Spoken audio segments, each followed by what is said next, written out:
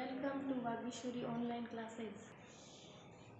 आज हम जो पिछले वीडियो में हमने मेंडल के परिचय 10th क्लास में जो चैप्टर नंबर 3 में बात की थी अनुवंशिकी, और उस अनुवंशिकी में हमने अनुवंशिक शब्दावली पढ़ी थी, मेंडल के जीवन का परिचय पढ़ा था और जो लक्षण मेंडल ने मटर के पौधे का प्रयोग क्यों किया और उसकी सफलता के क्या कारण थे, वो सब चीज़ें हमने उसमें पढ़ी थी। अब आज हम इस वीडियो में मेंडलवाद या मेंडल के नियम पढ़ेंगे। तो मेंडल ने जो है 3 नियम दिए थे जिनको मेंडलवाद या अनुवंशिकी के नियम कहते हैं। जो नियम दिए थे जिनको मेंडलवाद या अनुवंशिकी के नियम कहते हैं, उसमें पहला नियम आता है प्रभाविता का नियम। दूसरा नियम आता है पृथक्करण का नियम।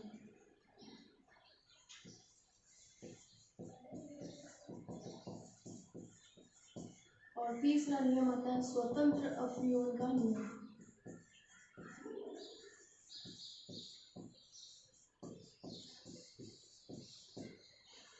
तो मेंडल ने 3 नियम दिए थे, पहला प्रभाविता का नियम, दूसरा पृथक्करण का नियम और तीसरा स्वतंत्र अपव्यय का नियम।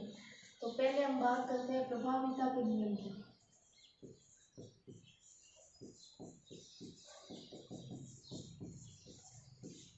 पहले हम इसको समझते हैं प्रभाविता के नियम को। मेंडल ने जो है अपने प्रयोग में मटर के पौधे, ये जो नियम है इसमें एक बात और है, ये जो प्रभाविता पृथक्करण का नियम है, ये दो नियम जो है एक संकर संकरण पर आधारित और जो दूसरा स्वतंत्र अपव्यय का नियम है यह है द्विसंकर संकरण पर आधारित। पहले जो दो नियम है प्रभाविता पृथक्करण का नियम, वो एक संकर संकरण पर आधारित है या इनको एकल संकरण पर आधारित नियम कहते हैं, क्योंकि इनमें केवल एक बार में एक लक्षण की वंशागति का अध्ययन किया हुआ है। दूसरा जो स्वतंत्र अपव्यय का नियम है उसको द्विसंकरण पर आधारित या द्विसंकर संकरण का नियम पर आधारित नियम है, क्योंकि इसमें दो लक्षणों का वंशागति का अध्ययन एक साथ किया हुआ है। तो ये इम्पोर्टेंट एक सवाल बन जाता है, क्वेश्चन बन जाता है एग्जाम में कि मेंडल के एक संकर संकरण पर आधारित नियम कौन कौन से हैं। तो वो दो नियम है, प्रभाविता का नियम और पृथक्करण का नियम। मेंडल के द्विसंकरण पर आधारित नियम कौन सा है, तो वो स्वतंत्र अपव्यय का नियम। अब इसमें हम बात करते हैं पहले एक संकरण पर आधारित नियम प्रभाविता के नियम की। तो प्रभाविता के नियम में उसने एक लक्षण का ही अध्ययन किया था। तो वो एक लक्षण में एक पौधा होता है लंबा और दूसरा पौधा लिया था उसने बोना। पौधे की लंबाई का लक्षण लिया था, उसमें एक पौधा लंबा और एक पौधा बोना। लंबेपन के जो जीन है जो जोड़े में होते हैं, जीन हमेशा युग्म में उपस्थित होते हैं, उनको बड़े टी से प्रदर्शित किया गया। बोनेपन के जो जीन है उनके युग्म को छोटे टी से प्रदर्शित किया गया। तो दोनों छोटे टी बोनापन और दोनों बड़े टी लंबापन। अब इनमें ये दोनों हो गए जनक। इन दोनों को हम जनक कहेंगे, क्योंकि जिन पौधों में संकरण करवाया जाता है उनको हम जनक कहते हैं। तो ये दोनों जनक हो गए, इनके बीच में संकरण करवाया गया। अब इस संकरण से जो संतति प्राप्त होती है उसको हम कहते हैं F1 संतति या F1 पीढ़ी। तो जब F1 पीढ़ी प्राप्त हुई थी तो उसमें सभी पौधे लंबे प्राप्त हुए थे। इसका लक्षण प्रारूप और जीन प्रारूप में तो सभी विषम लंबे थे, और जीन प्रारूप जो लक्षण प्रारूप में तो सभी लंबे पौधे प्राप्त हुए बाह्य रूप से, और जीन प्रारूप में एक बड़ा टी एक छोटा टी विषम पौधे अशुद्ध लंबे पौधे प्राप्त हुए थे F1 पीढ़ी के अंदर, F1 संतति के अंदर। अब यहाँ पर इसको हम चेकर बोर्ड बना के भी प्रदर्शित कर सकते हैं कि ये कैसे हुआ, कि कैसे ये बड़ा टी छोटा टी है ऐसा। तो इसके लिए हम इसका चेकर बोर्ड बनाते हैं इस तरह से, जिसको पनेट स्क्वायर भी कहते हैं। इसमें एक तरफ नर को रखा जाता है, एक तरफ मादा को इस तरह प्रदर्शित किया जाता है। गोला बना के ऊपर तीर बनाते हैं तो वो नर को प्रदर्शित करता है, गोला बना के नीचे की ओर प्लस लगाते हैं तो मादा को प्रदर्शित करता है, और इसको इस तरह हम चेकर बोर्ड बना देते हैं, जिसमें एक तरफ हमने लिया लंबा पौधा और एक तरफ मोटे पौधे के लिए बड़ा टी ये वाला, और इसके एक तरफ हमने लिया छोटा टी ये वाला। अब इनमें जब संकरण होता है तो बड़ा टी बड़े टी के साथ छोटा टी, इसी तरह बड़े टी के साथ छोटा टी, फिर इसका इसके साथ संकरण होता है तो बड़ा टी और छोटा टी, इसका इसके साथ होगा तो बड़ा टी और छोटा टी।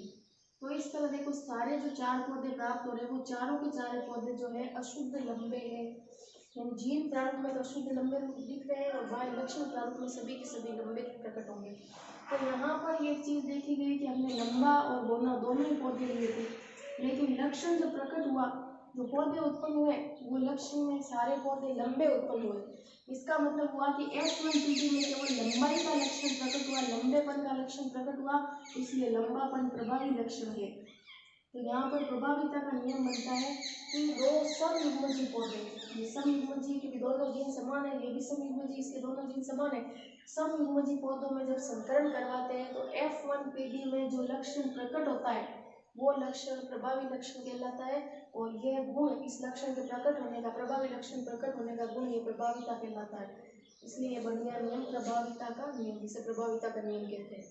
कि समयुग्मजीय पौधों में जब संकरण करवाया जाता है तो F1 पीढ़ी में जो लक्षण प्रकट होता है वो प्रभावी, और उसके प्रकट होने का गुण प्रभाविता कहलाता है। और दूसरा लक्षण जो प्रकट नहीं होता है वो अप्रभावी लक्षण होता है, जैसे बोनापन, या लक्षण प्रकट नहीं होता, उपस्थित तो है, इसमें उपस्थित है लेकिन प्रकट नहीं हो पाया, कोई भी पौधा यहाँ पर बोलना प्राप्त नहीं हुआ, यानी उपस्थित नहीं हो पाया, उपस्थित तो है लेकिन प्रकट नहीं कर पाया अपने आप को, इसलिए वो लक्षण हो गया अप्रभावी लक्षण। तो यहाँ पर ये इसका प्रभाविता का नियम। नेक्स्ट बात करते हैं, दूसरा जो नियम है वो है पृथक्करण का नियम। पृथक मतलब है अलग होना। तो ये पृथक्करण के नियम को समझते हैं। तो पहले देखो, वही ये भी एकल संकरण पर आधारित है, यानी एक लक्षण को लेकर ही संकरण करवाया गया था। तो वही बात करके अपन लंबाई के वाला लक्षण जो है बड़ा टी लंबा, और दूसरा है बोना, जिसको हम कहते हैं छोटा टी। इसमें हमने देखा था जो F1 संतति प्राप्त होती है उसमें एक बड़ा एक छोटा टी होता है, लेकिन सभी पौधे जो है अशुद्ध लंबे होते हैं। F1 जो पीढ़ी होती है इसमें F1 पीढ़ी यानी जो पौधे प्राप्त होते हैं वो संकर पौधे होते हैं और वो अशुद्ध लंबे होते हैं। लंबे तो होंगे लेकिन अशुद्ध लंबे होंगे ये सभी।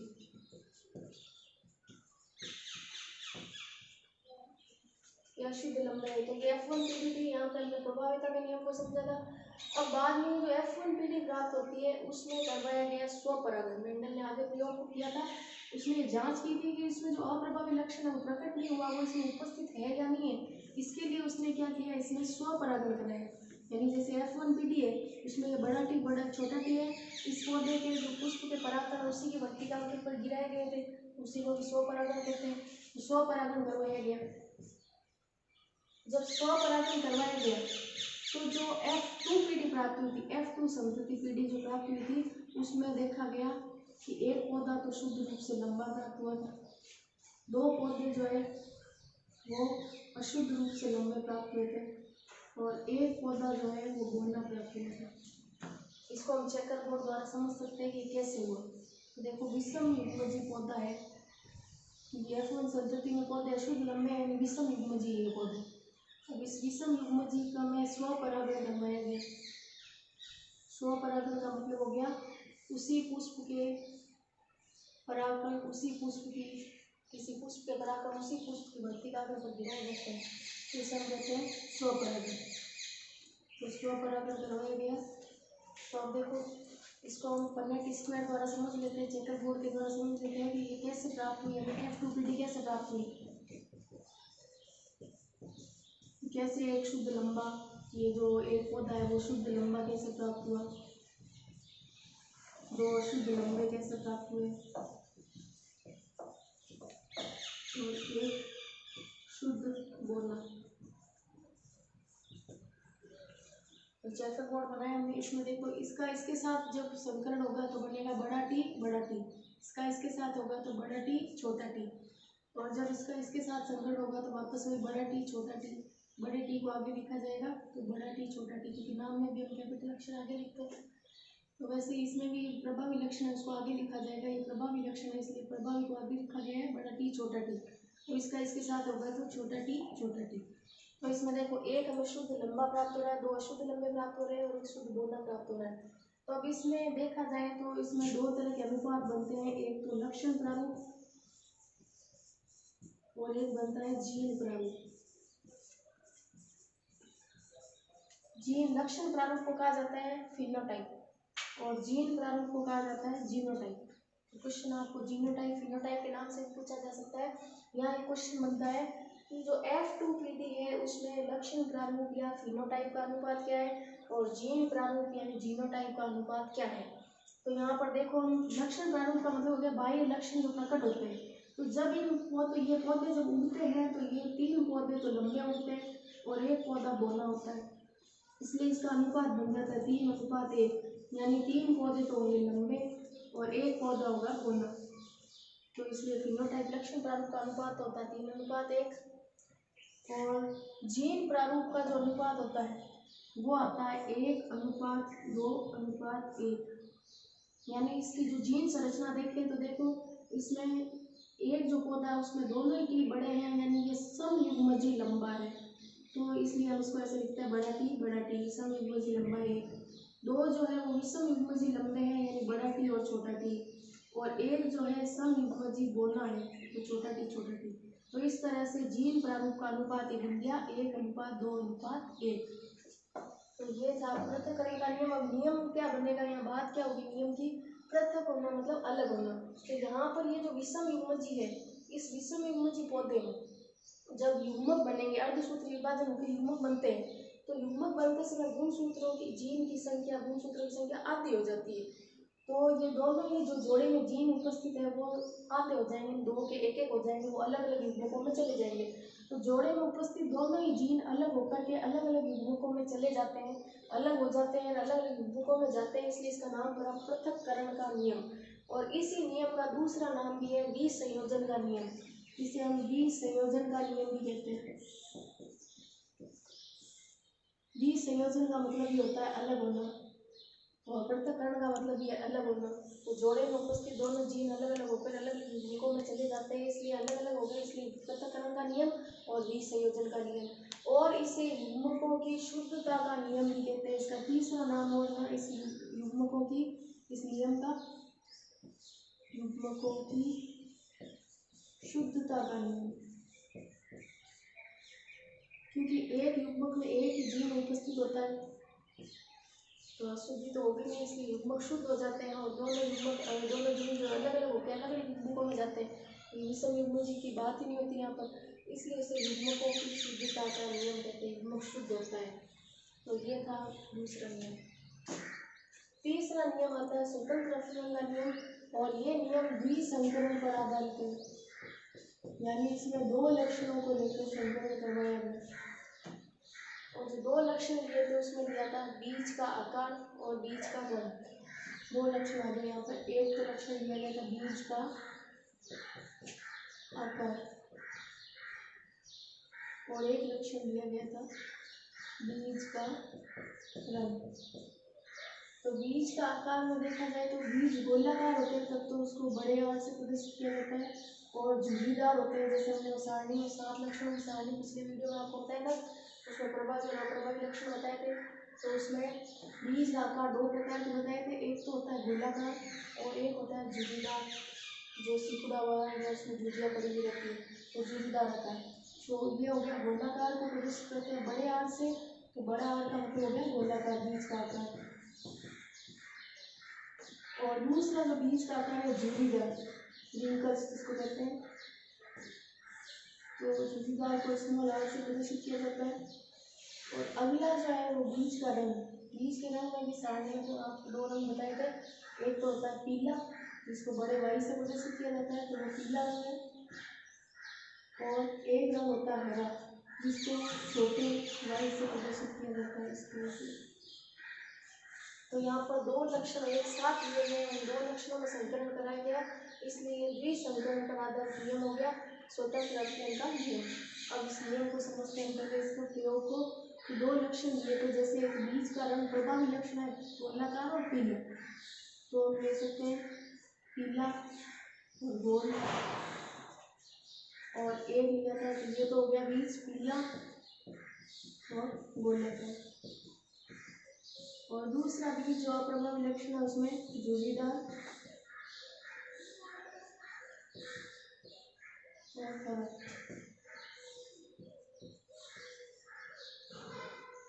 अब इनका जो संकरण करवाया गया था तो F1PD जो प्राप्त हुई थी उसमें बड़ा वाई, छोटा वाई, बड़ा आर और छोटा आर। यानी जो सभी पौधे प्राप्त हुए थे उसमें जो सभी पौधे प्राप्त हुए थे उन सभी पौधों के जो बीज थे, बीज का जो रंग था वो पीला और बीज का आकार था गोल। क्योंकि स्मॉल y स्मॉल r अप्रभावी लक्षण है, वो अपने आप को प्रकट नहीं कर पाएंगे। तो F1 संतति में जो F1 संतति जो थी उसमें जो पौधे प्राप्त हुए थे उनके जो बीज थे वो सारे के सारे बीज थे गोल और पीले। ये सारे के सारे बीज गोल और पीले प्राप्त हुए थे, लेकिन वो विषम युग्म जी थे। बाद में इसने F1 पीटी में स्वपरागण करवाया।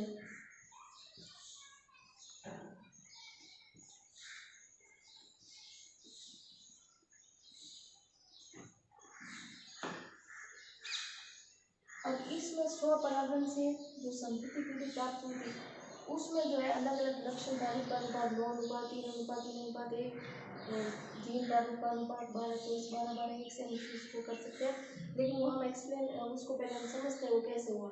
उसके लिए हम एक बड़ा चेकर बोर्ड बनाते हैं, क्योंकि यह दो लक्षण F1 जो संतति है जब हमने स्वपरागण करवाया मंडल में तो उसको समझते हैं हम एक चेकर बोर्ड की सहायता से। तो यहाँ पर देख लें, जब संकरण होता है, जनन होता है, तो उसमें युग्मक बनते हैं।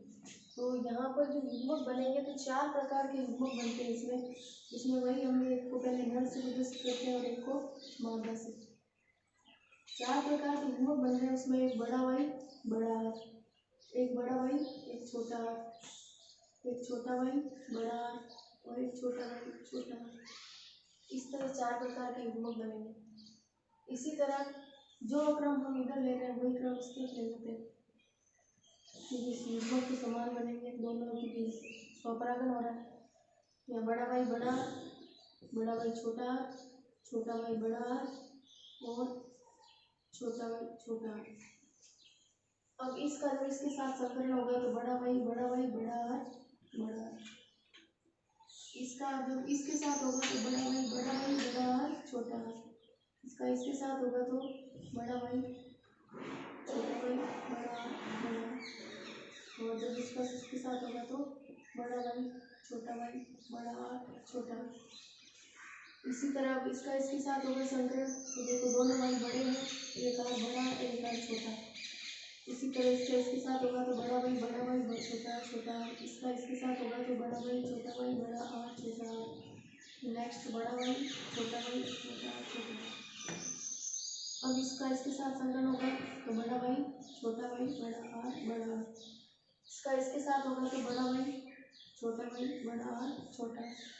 इसका इसके साथ संकलन करवाएंगे तो बड़ा भाई छोटा भाई बड़ा आर बड़ा।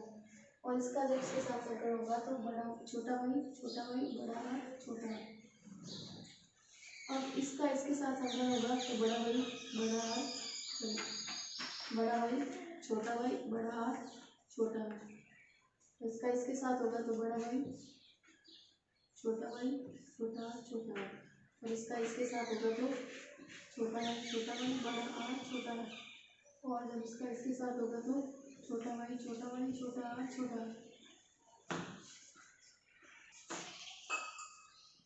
तो इसमें हमने चेकर बोर्ड बनाया। इस चेकर बोर्ड में हम इसका अनुपात निकालते हैं। ये हमें जो F2PD प्राप्त हुई है ये है F2PD। इसके लिए हमने चेकर बोर्ड बनाया था। F2PD का अनुपात जब निकालते हैं तो इसमें लक्षण प्रारूप का अनुपात। अब लक्षण प्रारूप देखा जाए तो यानी लक्षण प्रारूप में प्रभावी लक्षण की बात करें तो प्रभावी निकल जाता है, जैसे पीले और गोल बीज। वो बीज कितने हैं यहाँ पर, तो ये होते हैं 9। तो एक जिसमें भी बड़ा भाई एक या दोनों भाई बड़ा होगा वो गोल होंगे पीले होंगे, और जिसमें दोनों आर या एक आर बड़ा होगा वो गोल होंगे। तो पीले और गोल बीज के लिए या तो एक भाई और एक आर कम से कम बड़ा होना ही चाहिए। तो 1 2 3 4 5 6 7 8 और ये 9 बीज ऐसे गोल और पीले। उसके बाद अगला जाता है पीले के साथ जोड़ीदार का लक्षण। पीले के लिए तो भाई बड़ा होना चाहिए, दोनों भाई बड़े हो सकते हैं, एक भाई बड़ा हो सकता है, एक भाई कम से कम बड़ा होना चाहिए। और जोड़ीदार के लिए दोनों आर छोटे होने चाहिए। तो देखिए इसमें ऐसे ये दोनों वाई बड़े हैं और दोनों आर छोटे हैं, तो दोनों आर छोटे वाला एक, इसी तरह 2 और ये 3, तो ऐसे पौधे हुए 3। इसी तरह अगला जो लक्षण लेते हैं वो हरे और गोल। हरे और गोल के लिए, हरे रंग के लिए होना चाहिए कि दोनों वाई छोटे होने चाहिए, और गोल के लिए होना चाहिए कि कम से कम एक आर बड़ा होना चाहिए, दोनों आर बड़े और एक छोटा होना चाहिए। तो इसके लिए देखो दोनों वाई छोटे, तो ये दोनों वाई छोटे 1, दोनों वाई छोटे 2 और दोनों वाई छोटे 3, तो ऐसे भी 3 है और नहीं इसमें। और लास्ट बचता है हरे और जोड़ीदार। ऐसा केवल इसमें एक ही पौधा है, क्योंकि हरे के लिए दोनों वाई छोटे होने चाहिए और जोड़ीदार के लिए दोनों वाई छोटे होने चाहिए। ऐसा एक ही पौधा है इसमें, इसलिए अनुपात बन गया 9:3:3:1। ये तो लक्षण प्रारूप का अनुपात है एक पीढ़ी का। दूसरा आता है जीन प्रारूप का अनुपात। जीन प्रारूप के अनुपात के लिए पहले जीन स्वरूप देखा जाएगा, तो उसमें बड़ा वाई बड़ा आर छोटा है। दूसरे में ऐसा एक ही पौधा है, तो एक अगला जो है बड़ा वाई बड़ा आर छोटा है। तो इस तरह के इसमें 2 पौधे, एक अनुपात 2। अगला जो अनुपात है वो बड़ा वाई छोटा वाई बड़ा आर बड़ा। तो इस तरह के पौधे देखें इसमें 1 2 और इसके अलावा नहीं है, तो 2 ही पौधे, तो इसका भी अनुपात है 2। अगला जो अनुपात आता है वो है बड़ा वाई छोटा वाई बड़ा आर छोटा आर। इस तरह के पौधे जो है 1 2 3 और 4, ये 4 है। अगला जो अनुपात आता है ये अनुपात है, यहाँ देख चुके हैं ये अनुपात आएगा बड़ा वाई छोटा आर। तो इस तरह के पौधे इसमें ये एक ही है और नहीं है, इसलिए बन गया 1। अगला अनुपात ये होने के बाद अगला अनुपात ये भी हो चुका है। अगले अनुपात है बड़ा वाई छोटा आर। इस तरह के पौधे बड़ा वाई छोटा छोटा आर, ये 2 अनुपात। ये अनुपात अगला ये हम ले चुके हैं, ये भी ले चुके हैं। ये अनुपात बचा अगला छोटा वाई बड़ा आर। अब छोटा वाई बड़ा आर ऐसा एक ही पौधा है। अगला अनुपात छोटा वाई बड़ा आर छोटा आर। इस तरह के 2 पौधे, ये अनुपात हो गया 2। अगला अनुपात बच गया लास्ट छोटा वाई छोटा आर ऐसा एक पौधा है। तो इस तरह से ये जीन प्रारूप का अनुपात बन गया। अब इसको याद रखने की सरलता की दृष्टि से अनुपात का मान याद रखना है, तो उसको हम ऐसे भी कर सकते हैं 12 24 12 12 1। तो ये इसके जीन प्रारूप का अनुपात हुआ। अब ये स्वतंत्र अपक्षयों का नियम क्या होना है यहाँ पे, ये तो इसका प्रयोग का वर्णन किया हमने, द्विसंकरण प्रयोग इस नियम से जो संबंधित है। अब इसमें नियम क्या बनेगा कि यहाँ पर हमने 2 लक्षण लिए थे, एक पीला और गोल, यानी बीज का रंग और बीज का आकार। तो यहाँ हम देख रहे हैं कि जरूरी नहीं है कि गोल बीज हमेशा पीले हो, क्योंकि गोल बीज हरे भी हो सकते हैं। या हम ये कह सकते हैं कि ये जरूरी नहीं कि झुर्रीदार बीज हमेशा हरे हो, झुर्रीदार बीज पीले भी हो सकते हैं। इसका मतलब ये हुआ कि जब 2 लक्षणों की वंशागति होती है, तो एक लक्षण की वंशागति का दूसरे लक्षण की वंशागति पर कोई प्रभाव नहीं पड़ता, यानी युग्म विकल्प जो होते हैं वो स्वतंत्र रूप से एक पीढ़ी से दूसरी पीढ़ी में संचरित होते हैं। इसलिए इसको कहते हैं स्वतंत्र अपक्षयन का नियम। तो स्वतंत्र अपक्षयन का नियम आपको समझ लीजिए, 2 लक्षणों की जब वंशागति होती है तो एक लक्षण की वंशागति का दूसरे लक्षण की वंशागति पर कोई प्रभाव नहीं पड़ता है, यानी जो युग्म विकल्प होते हैं वो स्वतंत्र रूप से गति करते हैं। तो यह था द्विसंकरण का नियम। इस तरह मेंडल के ये 3 नियम पूरे हो गए। मेंडल के नियमों के बाद मेंडल के नियमों के महत्व की बात करते हैं। तो मेंडल के नियमों में हमने देखा कि प्रभावी और अप्रभावी लक्षण होते हैं। तो इसी प्रकार अगर कोई घातक जीन अगर अप्रभावी लक्षण पर होगा तो अपना प्रभाव प्रकट नहीं कर पाएगा, और प्रभावी पर होगा तो उसका प्रभाव प्रकट हो जाएगा, उस लक्षण वो घातक जीन का लक्षण प्रकट होगा, वो व्यक्ति के लिए हानिकारक हो सकता है। इसी तरह मेंडल के नियमों से हमने पृथक्करण का नियम पढ़ा, उससे जीन संकल्पना की पुष्टि होती है, यानी जो एक लक्षण है वो जीन द्वारा निर्धारित होता है।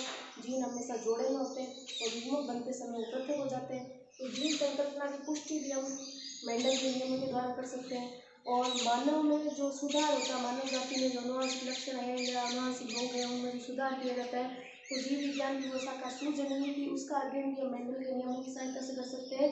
और मेंडल के नियमों का उपयोग करके अच्छी किस्मों का, पौधों की अच्छी किस्मों का, जंतुओं की अच्छी नस्लों का विकास किया जाता है संकरण के द्वारा। तो इस तरह के मेंडल के नियमों का महत्व हुआ।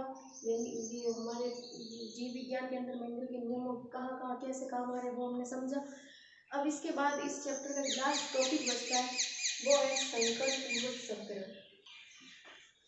इस पार्ट का लास्ट टॉपिक है संकर पूर्वज संकरण, जिसको बैक क्रॉस भी कहा जाता है। ये जैसा कि मैंने पहले शब्दावली में भी समझाया था, संकर का मतलब हो गया जो F1 संतति है वो हो गई संकर संतति, और पूर्वज हो गए जो जनक जिनका आपस में संकरण से F1 संतति प्राप्त हुई थी, और इसलिए इसका नाम हो गया संकर पूर्वज संकरण। ये जो संकर पूर्वज संकरण है, तो ये इसको मैंने पहले भी आपको समझाया था, फिर वापस समझा देती हूँ। जैसे एक पौधा है लंबा और एक पौधा है बोना। लंबे और बोने पौधे में आपस में संकरण से जो F1 संतति प्राप्त हुई थी, इनमें आपस में संकरण करवा के F1 संतति प्राप्त की हमने। इस F1 संतति का अगर हम किसी भी एक जनक, ये होगी जनक पीढ़ी, तो किसी भी एक जनक के साथ संकरण करवाते हैं हम इसका, तो उसे हम कहते हैं संकर पूर्वज संकरण, क्योंकि ये होगी संकर, ये इसके पूर्वज, संकर का पूर्वजों के साथ संकरण, संकर पूर्वज संकरण, जिसको बैक क्रॉस भी कहा जाता है। अब ये जो बैक क्रॉस होता है संकर पूर्वज संकरण, ये होता है दो प्रकार का। एक कहलाता है बाह्य संकरण और एक कहलाता है परीक्षण संकरण। इसको कहते हैं आउट क्रॉस और इसको कहते हैं टेस्ट क्रॉस। एक बाह्य संकरण और एक परीक्षण संकरण। अब ये जो संतति है F1 संतति, उसका हम इसके किसी एक जनक के साथ करवाएंगे तो हो गया संकर पूर्व संकरण। और अगर इसका हम संकरण प्रभावी जनक के साथ, क्योंकि लंबापन जो है वो प्रभावी लक्षण है, लंबापन जो है वो प्रभावी लक्षण है, इसलिए प्रभावी के साथ इसका संकरण करवाते हैं, तब तो उसे हम कहते हैं बाह्य संकरण। और जब इस F1 संतति का संकरण हम अप्रभावी के साथ करवाते हैं, जो बोना पौधा है जैसे अप्रभावी लक्षण है, तो उस अप्रभावी जनक के साथ इसका संकरण करवाते हैं, तो उसे कहते हैं परीक्षण संकरण। तो जब प्रभावी के साथ F1 संतति का संकरण प्रभावी के साथ होगा तब तो कहलाएगा बाह्य संकरण, और F1 का संकरण जो है अप्रभावी के साथ होगा तो वो कहलाएगा परीक्षण संकरण। इसको हम समझ लेते हैं चेकर बोर्ड के द्वारा। जैसे ये F1 संतति है, F1 संतति बड़ा टी छोटा टी, पहले हम बाह्य संकरण को समझ लेते हैं। इसी तरह F1 संतति का संकरण हम प्रभावी के साथ करवा रहे हैं बाह्य संकरण, तो इसके साथ संकरण करवाया हमने। F1 संतति का संकरण प्रभावी जनक के साथ यानी बाह्य संकरण। तो इसमें क्या होगा कि बड़े टी के साथ बड़ा टी, बड़े टी के साथ छोटा टी, बड़े टी के साथ फिर बड़ा टी और बड़े टी के साथ छोटा टी। यानी इसका हम जब लक्षण प्रारूप देखेंगे, इसका जो लक्षण प्रारूप देखेंगे, इस लक्षण प्रारूप में दो पौधे जो है, इसमें ऐसे लक्षण प्रारूप में देखा जाए तो सारे के सारे पौधे लंबे, बाह्य रूप से जो लक्षण प्रकट होंगे तो सारे के सारे पौधे लंबे होंगे, 100% पौधे जो है लंबे होंगे। और इसका जो जीन प्रारूप देखा जाए तो जीन प्रारूप का जो अनुपात आएगा उसमें बड़ा टी वाले तो दो पौधे हैं और बड़ा टी छोटे टी वाले दो पौधे हैं, तो अनुपात इसका बन जाता है सरल अनुपात 1:1। तो इसका अनुपात बनेगा जीन प्रारूप का अनुपात 1:1। तो यह तो हो गया बाह्य संकरण। दूसरा आता है परीक्षण संकरण। तो परीक्षण संकरण में जो F1 संतति है उसका संकरण अप्रभावी जनक के साथ किया जाता है, तो यह हो गई F1 संतति। इसका भी हम चेकर बोर्ड बना लेते हैं, और ये हो गया इसका अप्रभावी जनक।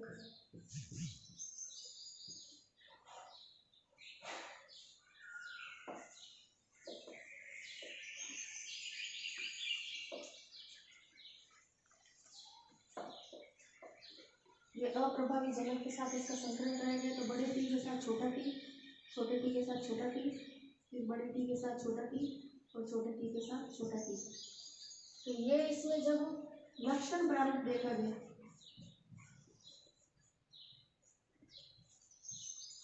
तो इस लक्षण प्रारूप में 2 पौधे लंबे आते हैं और 2 पौधे आते हैं बोले।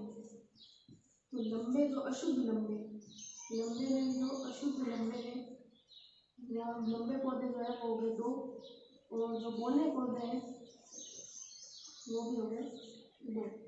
यानी इन दोनों का जो लंबे पौधे हैं जो बोले पौधे दोनों का अनुपात बन गया 2:2, यानी 1:1 कटने पर सरल अनुपात बन गया 1:1। और इसका जीन प्रारूप का अनुपात देखा जाए तो जीन प्रारूप में बड़ा टी छोटा टी वाले 2 और छोटे टी वाले भी 2। तो इसका जो जीन प्रारूप का अनुपात बनेगा वो भी 2:2, यानी कटने पर सरल अनुपात हो जाएगा 1:1। यानी इसमें लक्षण प्रारूप और जीन प्रारूप दोनों का अनुपात समान प्राप्त हो रहा है परीक्षण संकरण के अंदर। तो परीक्षण संकरण में जीन प्रारूप और लक्षण प्रारूप अनुपात समान है।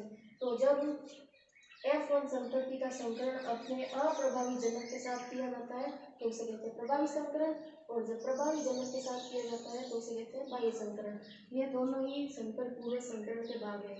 इस तरह ये संकर पूर्व संकरण पूरा हुआ और ये चैप्टर भी कंप्लीट हुआ। धन्यवाद।